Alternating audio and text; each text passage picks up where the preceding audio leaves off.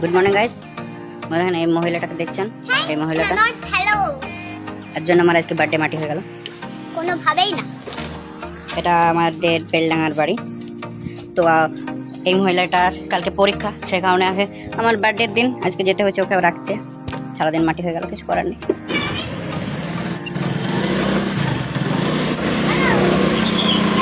Wow, আরেকটা হলো accident.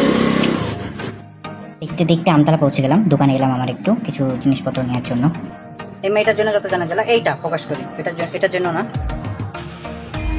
আপাতত দোকানে আছে। তো দোকান থেকে বেরিয়ে ওকে নামাতে চলে এলাম। এটা আমাদের আম গাছ, অনেক আম ধরেছে গাছে, কেউ যদি খাও তো বলবে, নিয়ে যাব, খেতে খুব মিষ্টি। তো এই বাড়িতেই আমি বেশিরভাগ সময়টা থাকি, কারণ এখান থেকে আমতলা মাত্র 7 কিলোমিটার, বেলডাঙ্গা থেকে 21 কিলোমিটার। তো বেশিরভাগ সময়টা এই বাড়িতেই থাকি। তো তারপর বেরিয়ে চলে এলাম বেলডাঙ্গা দিকে। দেখতে দেখতে বেলডাঙ্গা পৌঁছে গেলাম, কিন্তু সবথেকে বড় বিষয় যেটা, সারাদিনটা আমার মাটি হয়ে গেল। কারণ আমি অনেক আশা করেছিলাম আজকের দিনটা আমি ঘুমিয়ে কাটাবো, কোথাও বেরাবো না, সেরকম নিয়ত করেছিলাম ঘুমিয়ে কাটাবো, কিন্তু হলো না।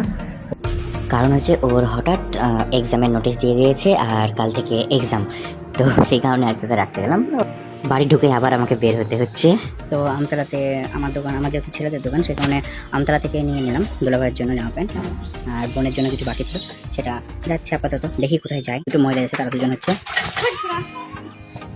একটা এদের দুজনকে নিয়ে এবার বের হলাম। ওদের দুটো তো হলো।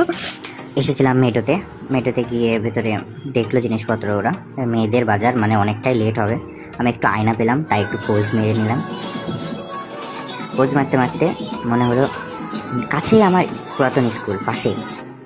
তো সেই কারণে স্কুলের দিকে একবার চলে গেলাম। স্কুলের পুরাতন স্মৃতিগুলো, একটু মেমোরিগুলো একটু মনে করার জন্য।